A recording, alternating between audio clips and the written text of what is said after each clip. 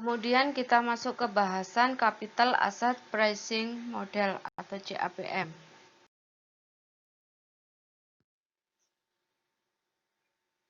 CAPM atau model penentuan harga aktiva dikembangkan oleh Jack Traynor tahun 1961, William Sharpe tahun 64, John Liner tahun 65, dan John Mosin tahun 66.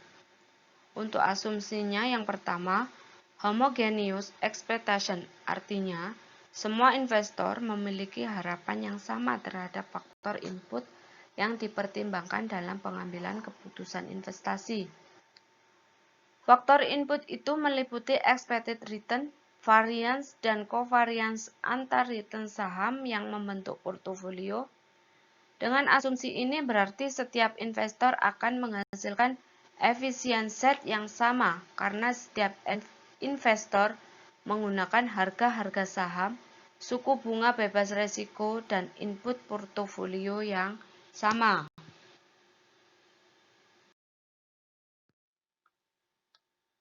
Kemudian setiap investor menggunakan horizon waktu yang sama yaitu satu periode. Hal ini berarti bahwa setiap investor memaksimumkan expected utility pada satu periode yang sama pula. Yang ketiga, setiap investor dapat meminjam atau borrowing dan meminjamkan atau lending uang yang tidak terbatas pada suku bunga bebas risiko tertentu. Yang keempat, tidak ada biaya transaksi.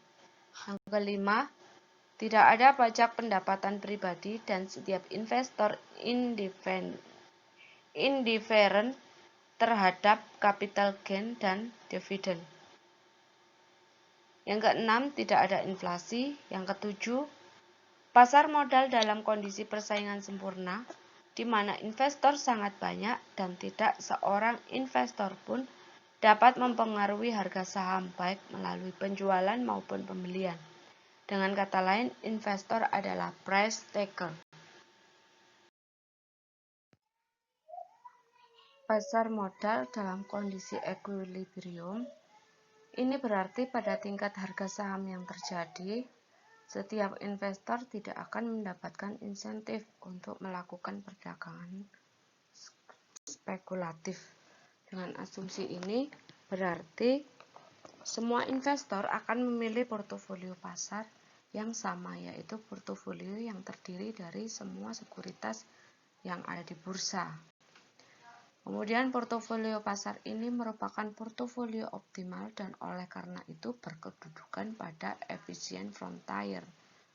Dalam kondisi equilibrium, semua sekuritas berisiko berada pada portofolio M.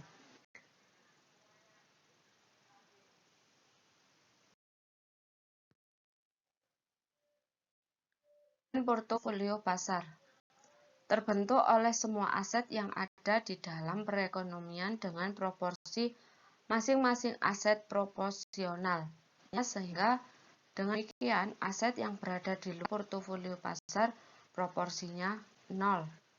Portofolio pasar ini merupakan portofolio optimal, dengan demikian juga merupakan portofolio efisien dan terletak pada efisien frontier. Dalam praktek, hampir tidak mungkin mengidentifikasi portofolio pasar yang sebenarnya. Oleh karena itu, Jan Mosen dan kawan-kawan dalam memprediksi return saham ataupun portofolio digunakan indeks pasar atau market index sebagai proksi portofolio pasar. Di Indonesia, untuk proksi portofolio pasar digunakan indeks harga saham gabungan atau IHSG atau indeks LQ45. Kemudian kita coba perhatikan kembali persamaan SML sebagai berikut ini. Ada persamaan 5, 6, dan 7. Di mana ERI sama dengan RF plus RM min RF dibagi standar deviasi M kuadrat dikali standar deviasi IM. Sedangkan persamaan 6, ERI sama dengan RF ditambah ERM min RF dikali standar deviasi IM dibagi standar deviasi market kuadrat. Bila mana standar deviasi IM dibagi standar deviasi M kuadrat sama dengan beta IM, maka persamaan 6 menjadi ER sama dengan RF ditambah ERM min RF dikali beta IM, atau ERI sama dengan RF ditambah beta IM dikali ERM min RF. Persamaan 7 ini disebut sebagai persamaan CAPM murni.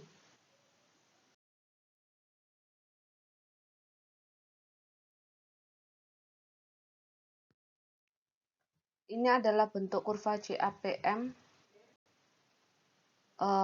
yang terbentuk antara ekspektasi return saham I dengan ERM sama ERM min RF.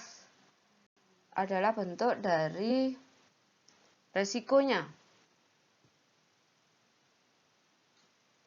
Jadi garis CAPM dimulai dari titik RF atau return bebas resiko, kemudian ditarik garis hijau yang membentuk CAPM dengan persamaan ERI.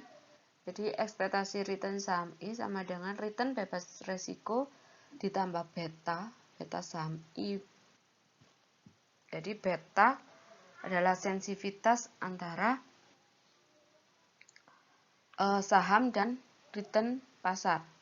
Jadi beta IM dikali ERM min RF. Jadi bersinggungan antara garis efisien frontier dari titik B dan titik H. Jadi CAPM ini garis bersinggungan yang terletak pada garis efisien frontier yang merupakan titik singgungnya itu adalah merupakan titik letak portofolio optimal.